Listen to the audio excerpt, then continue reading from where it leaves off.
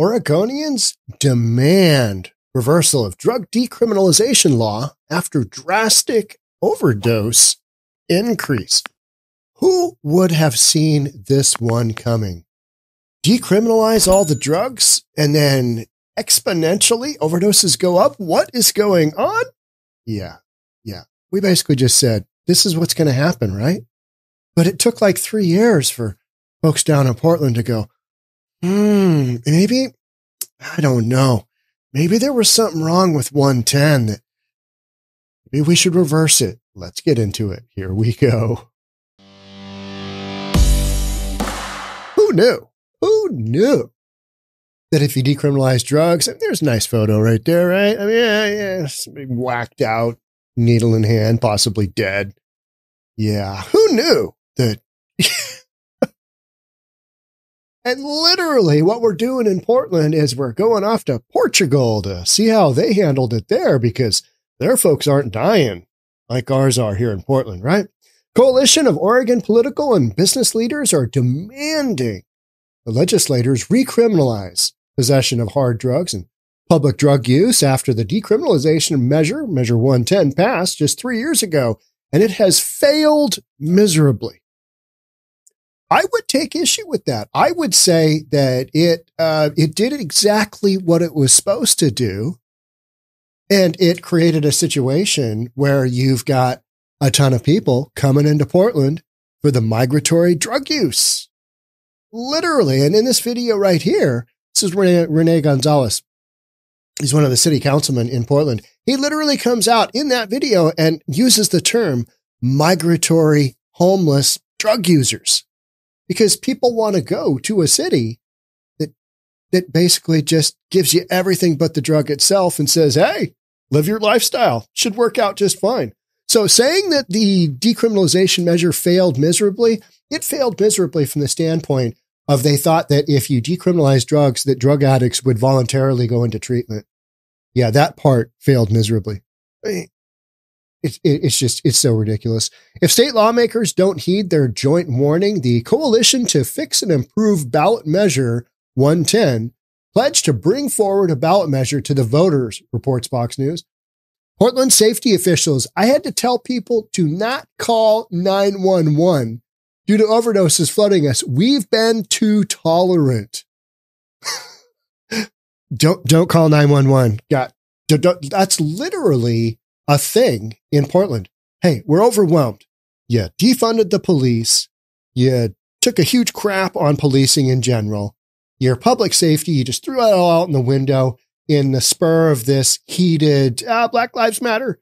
And then to the point where your regular citizens, don't call 911 because we don't have coverage for it. And we've got so many overdoses going on right now that, don't call 911. Let's watch a quick video. This is a conversation. We're just going to watch a couple minutes. When you go back now and read that tweet, do you understand how shocking don't call it 911 is to the rest of the country to hear those words from a major American city? Yeah, but our 911 systems are overwhelmed right now. And so we've got to confront this crisis head on. We need to alleviate livability in our city. So we need to take a strong stand in Portland livability, and the city council is strong stand. How much of this is predictable and preventable as it relates to Measure 110? The decriminalization of drugs, it feels like somebody would have said, hey, we're going to end up having a bunch of people on our streets overdosing on drugs. We did. Yeah, well, part of the issue was this big promise of addiction services that was supposed to come online. And unfortunately, this got rolled out in the middle of the pandemic when our health authority was already overwhelmed. But that's what voters were sold on, that we were decriminalizing addiction, that we would stand up substantial state level addiction services. That just didn't come about.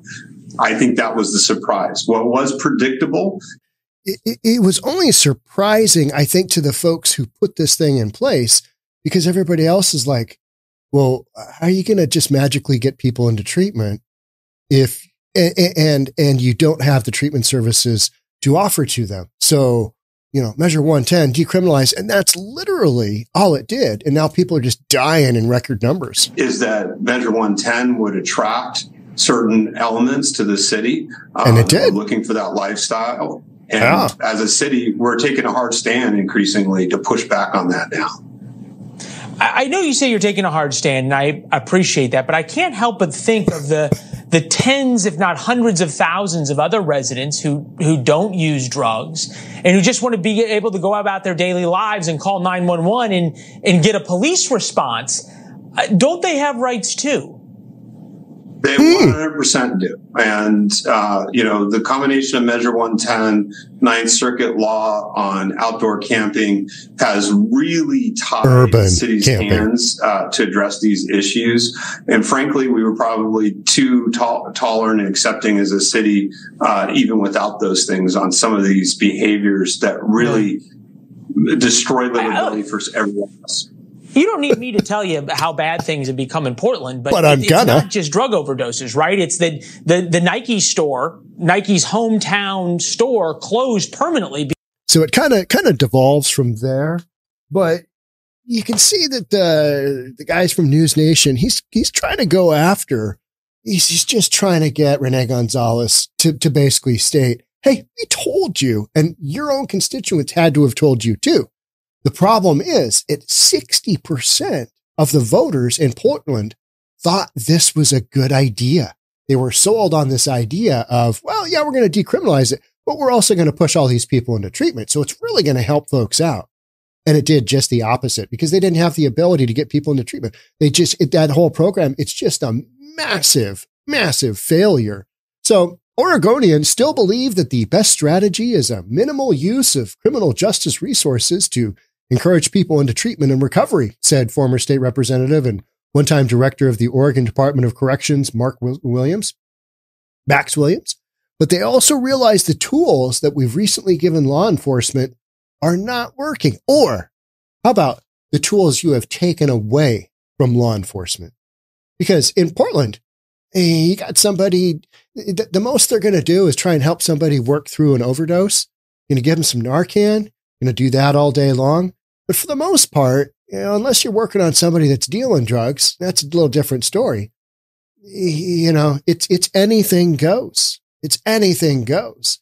So after 60% of Oregon voters passed Measure 110 in 2020, overdose deaths had increased by nearly 75% by 2022, with recent data showing an enormous increase in Portland specifically.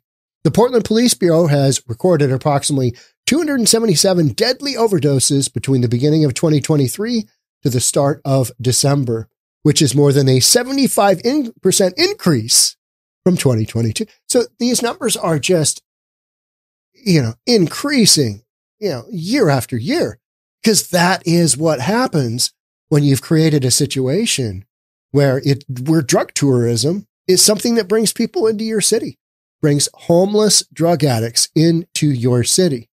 San Francisco, same thing. Seattle, same thing. Vancouver, British Columbia, north of here, same thing. It's migratory drug addiction tourism. It's literally what it is. Despite the drug decriminalization project previously having the majority's support, recent polls consistently show Oregonians' minds changing about the law. I think what people are looking at is they're looking at their parks, they're looking at their streets, they're looking at the news stories, they're looking at the break-ins in their businesses, they're looking at the break-ins in their homes, they're looking at all of this stuff works together with the whole drug culture, right? With people on drugs. And they're looking at that going, yeah, maybe 110 wasn't such a great idea. Maybe we should repeal that bad boy. So the coalition, backed by big names such as Nike co-founder Phil Knight and Columbia Sportswear CEO Tim Boyle, commissioned a survey in August that found 74% of respondents favored recriminalizing possession of fentanyl, heroin, and meth. This is just one of those, shenanigans. Stuff so weird you couldn't make it up. Even if it was stuff so weird, even the Onion couldn't make it up, right?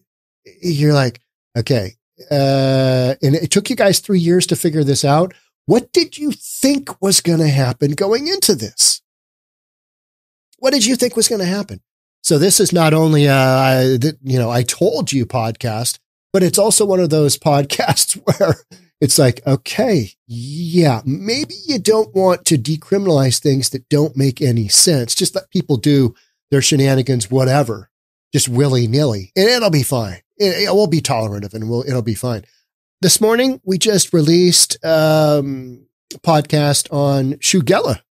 It's an outbreak of dirty human fecal matter that is found predominantly in male-on-male sex after not washing afterwards, a little behind to mouth action without washing, whatever it is, and also the homeless population. Yeah, release that podcast because that is one of the byproducts of this drug culture. You get people all hopped up, you get people living in tents, don't have access to washing your hands because people aren't supposed to be living in tents and parks and on the sidewalk and in the streets. And yet you're letting them do drugs. And so people just get whacked out of their heads and they've got this outbreak of Shigella. Yeah, it's from dirty human fecal matter.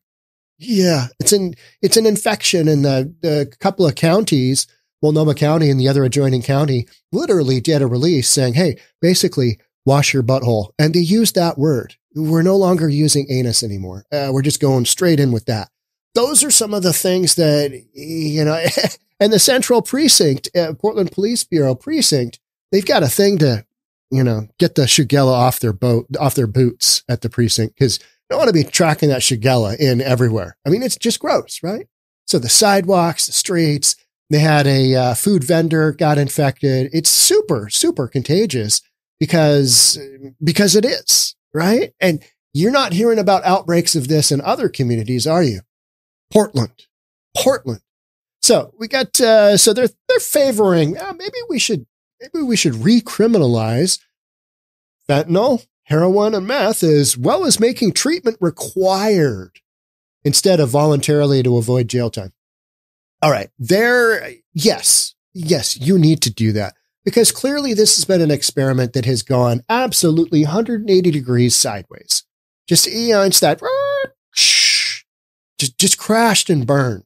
And then you've got, city council members. The second half of the interview I just showed you, it's basically the interview guy from News Nation. Was that News Nation? Trying to get him to admit, hey, this was a terrible idea to begin with.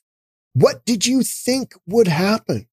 And that's what I have around me all the time. What did you think would happen when you allow this totally unreasonable stuff to take place? What did you think would happen?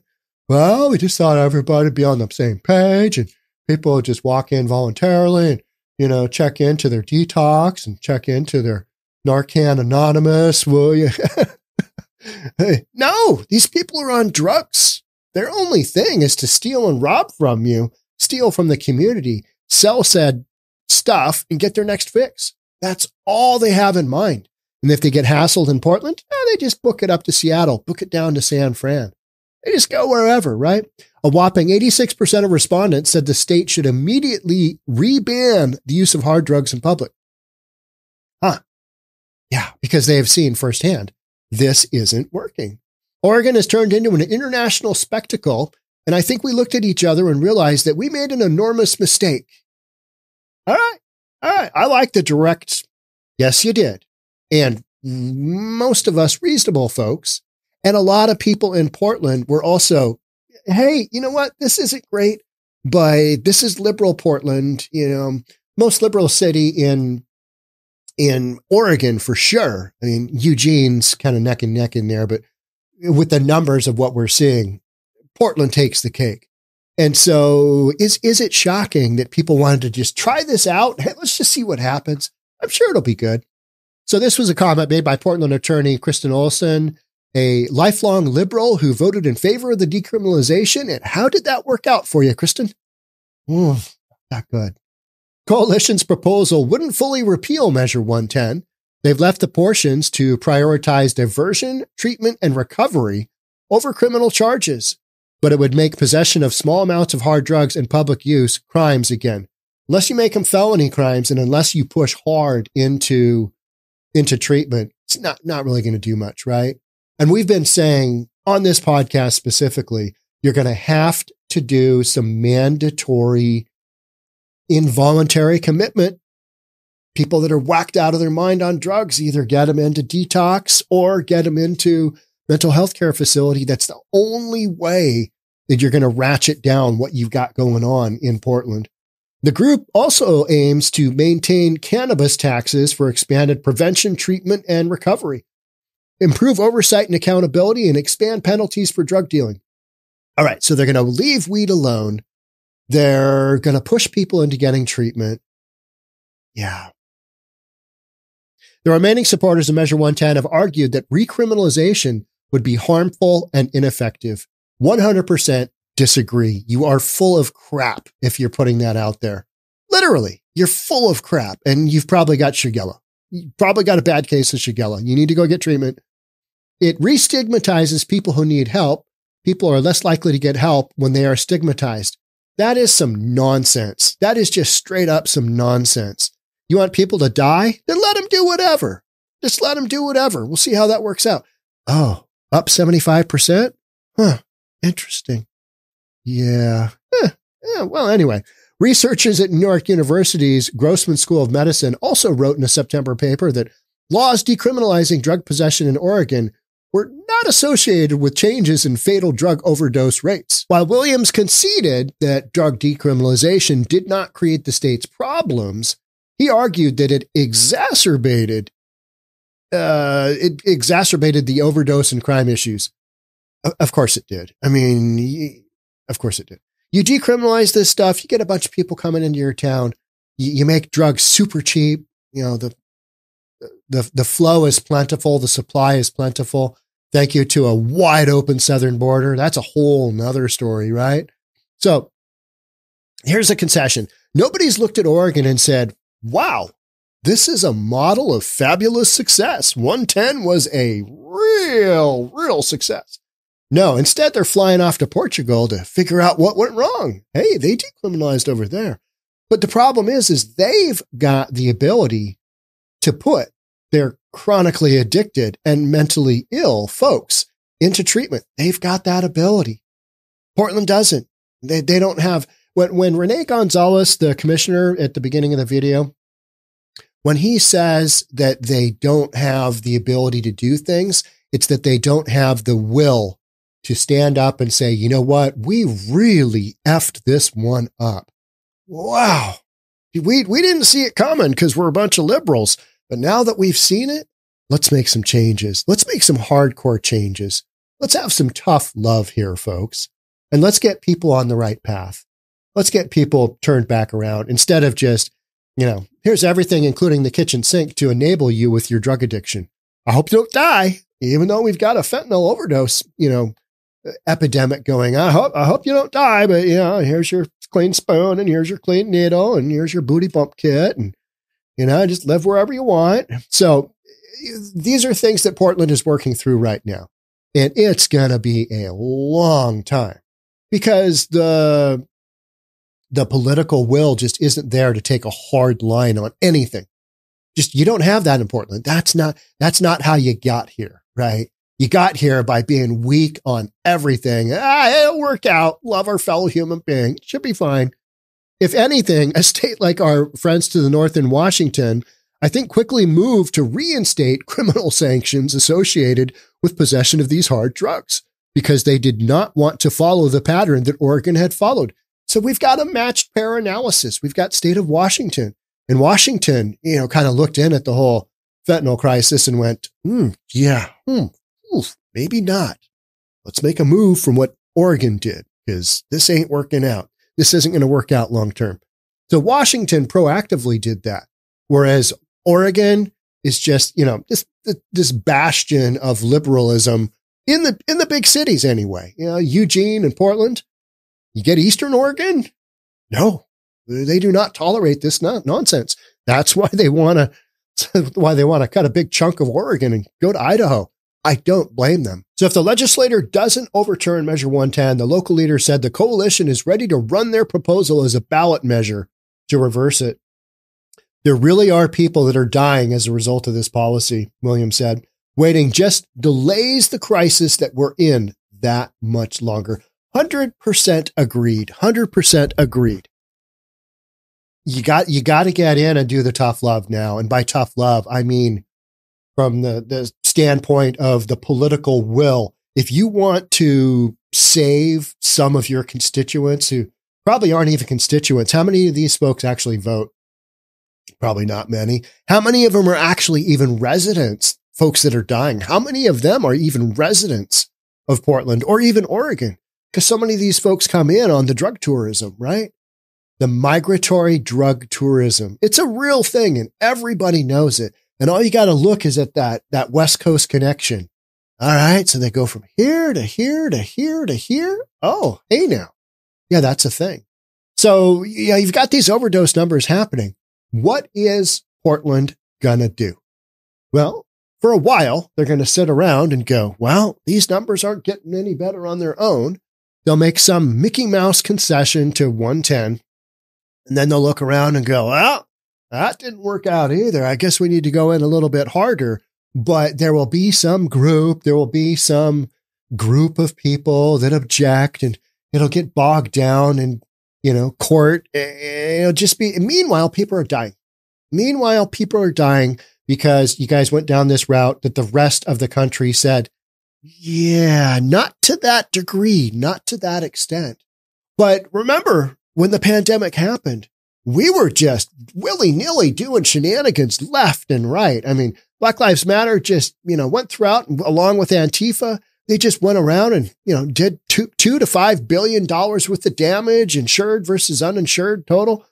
We were just having crazy times over here at CHOP, which is another story. They were creating a garden in the middle of a field that was meant to have people, gathering and playing sports and whatnot. Instead, they put in a racist, exclusionary, Black Lives Matter only garden. It just got ripped out last week.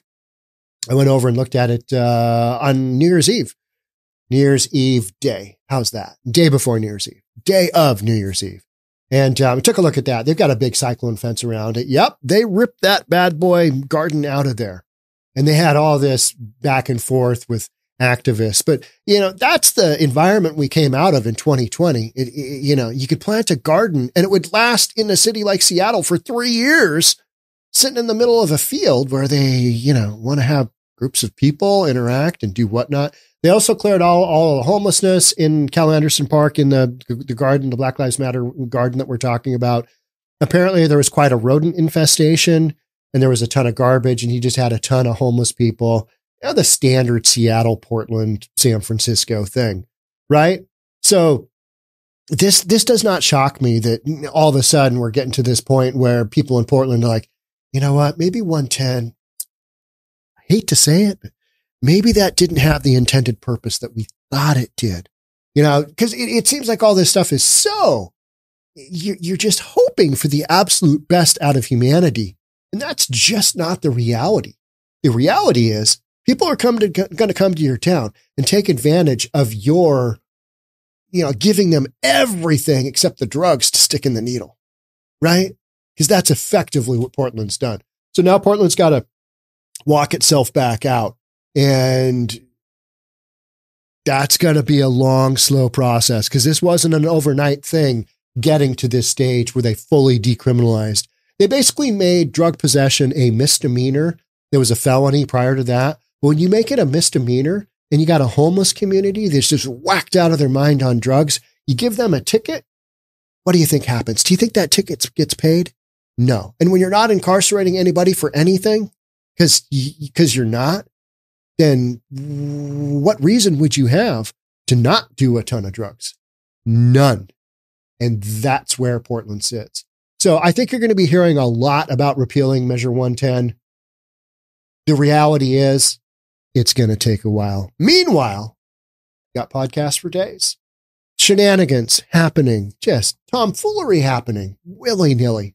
Because that's what happens when you decriminalize all the hard drugs and you just let people live wherever. Here's a tent. You go. You go live your best life. This is what happens This is the case study. All right. That's it for me on this one. Thanks so much for being here. I'll catch up with you in the next one. Bye for now.